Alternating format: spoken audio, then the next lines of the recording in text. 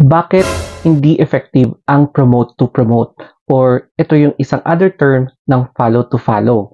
Kasi most na gumagawa nito ay hindi sila nagsasucceed. So pag-usapan natin dito yung 5 reasons bakit hindi talaga effective ang promote to promote. Pero disclaimer, yung video na ito ay based lang sa aking personal experience as a content creator for almost 5 years. Nakita ko talaga na weakness ko, naramdaman ko yung mga ganitong klase na ginagawa ng mga bagong content creators sa promote to promote. Number one ay nagkakaroon ng obligasyon. Ito yung tipo na gusto mo lang sana dapat na maging content creator to share stories. Kaya lang, napasama ka sa mga grupo na promote to promote. Yun bang napansin mo na i-promote ka nila basta i-promote mo sila.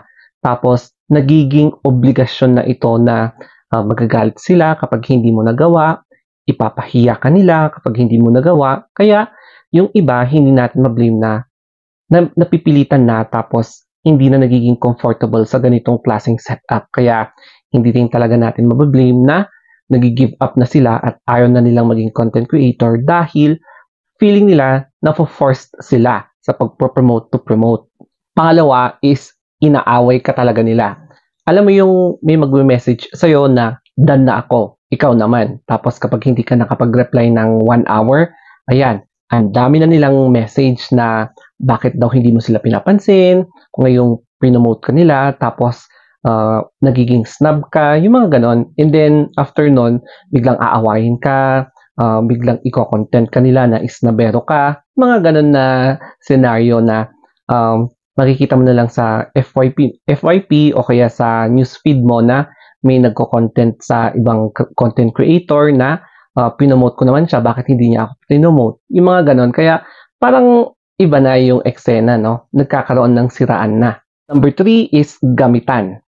Alam mo yung kunwari daw, mabait siya kasi kailangan niya yung follow mo sa kanya or yung promote mo sa kanya. Tapos, kapag na-promote mo or finalo mo siya, i-unfollow ka, tapos hindi ka pala niya pinopromote. Kumbaga, parang ikaw lang yung give ng give, siya lang yung receive ng receive. Maraming ganyan. Lalong-lalo na kapag after 1 month, after 2 months, tignan mo. Hindi ka na niya papansinin. Kasi nga, nakuha na niya kung ano yung gusto niyang kunin sa'yo. Kaya, ibang tao naman. Hanggang sa kung ilan na yung mabibiktima niya, hanggang sa magsawa siya. Number 4 is fake engagement. Meron ng ganito na pinapatupad ni YouTube. And I am not sure kung effective din ito kay Facebook Meta or TikTok, Instagram na ganyan. Marami pa rin gumagawa ng ganyan dahil sa promote to promote. Paano nga ba nangyayari ito? Ito, yung piniplay mo yung video ng isang profile o kaya maraming profile na magkakasabay-sabay. Tapos, ginagawa mo ito halos every day, every hour, mga ganon. So, matatag talaga yung IP address mo as engaging in suspicious activity. Tapos, pwedeng ma-violate yung account mo, pwedeng ma-terminate, ma-suspend. Kaya, mag-ingat-ingat kayo sa mga ganitong gawain. At ang number 5, ito yung social media drain. Ito yung mararamdaman mo na, biglang mapapagod ka talaga, tapos madadrain ka. And ang pinaka-worst, mawawalan ka na ng gana na hindi ka biglang magpo-post ng kahit na ano for 1 day, 2 days, 3 days, or 1 week. Kasi nga, na-drain ka physically, emotionally, ano pa ba, socially, sa pagpo-post ng kung ano-ano, napagod ka sa promote to promote, follow to follow, tapos kailangan dapat may comment ka sa lahat ng video na makikita mo, may reaction ka. Tapos hindi mo napansin, napabayaan mo na pala yung sarili mo. Kaya biglang nakaramdam ka talaga ng pagod. Ito ang bonus, yung maling akala. Bakit? Marami kasi ang nangangarap na magkaroon ng maraming pera sa pagiging content creator.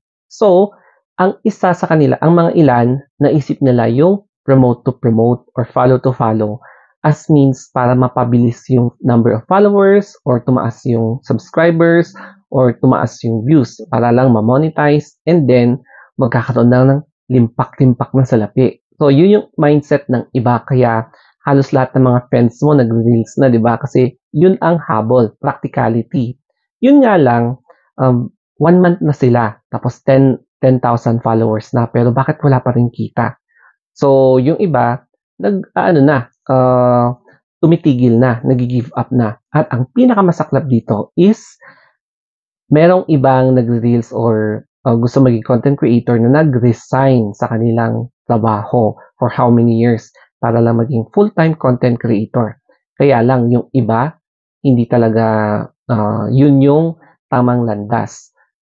Ayun, bumalik ulit sa dating trabaho kasi na-realize nila na kailangan mo talaga ng stable followers, stable viewers para i-consider mo na maging permanent ka talaga sa pagiging content creator. Kaya lang, hindi ito para sa lahat kasi kahit na marami ang may gusto, pero iilan lang talaga ang nagsasucceed sa larangan ng pagiging content creator. At ito na yung naging effect. Sa 5 years na pagiging content creator ko, syempre nasubukan ko dati na yung mga ganitong eksena, promote to promote, yung follow to follow, hindi talaga yung naging effective. Siguro sa nakilala ko nung nag-start ako, siguro 96% hindi nag-succeed. Yung remaining 3%, yes, medyo naging okay naman, kaya lang hindi na rin sila gaganyan, yung promote to promote, follow to follow, kasi never talagang naging effective yan. Yung akala mo na friends mo or katandem mo noong nagsisimula ka pa lang, wala na. As in, maglalako talaga sila. Siguro 0.5% lang yung maiiwan talaga.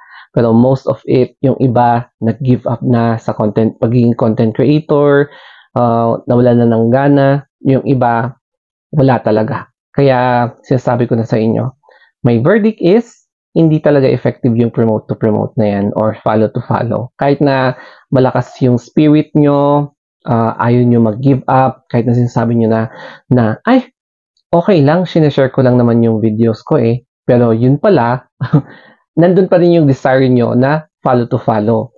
Kaya my best advice, mag-create na lang kayo ng sarili yung video. Tsaka mas maganda na lang na ang priority nyo is mag-create ng video. Hindi yung priority nyo yung mag-promote to promote or follow to follow. Kasi the majority, hindi talaga yan magiging successful or effective. Naiintindihan ko na meron talagang disagree dito, pero syempre, binibase ko lang naman sa experience ko. Pwedeng yung iba, nag-succeed talaga, pero most of the time, hindi. So, yes, I accept criticisms, pero for as long as hindi below the belt. Kaya sana may natutunan kayo dito sa video na ito. And I hope nakarelate din kayo. Okay? So always remember to think positive.